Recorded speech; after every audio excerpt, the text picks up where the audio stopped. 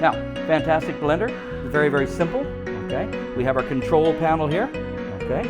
And here's our main power, okay? Our setting for blender, and we have different presets, okay? We have fruits and vegetables, ice cream, and milk tea.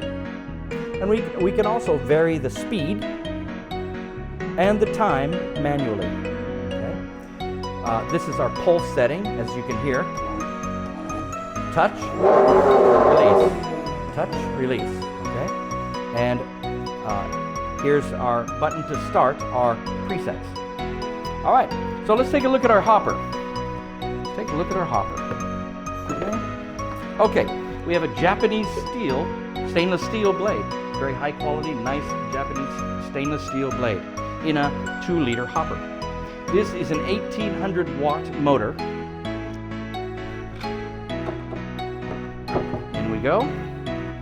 And let's see. Let's go with our fruit and vegetable preset. Okay. Close our lid. Start it.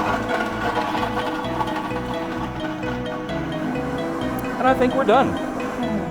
Fantastic. I think we're done. We have just a very small one.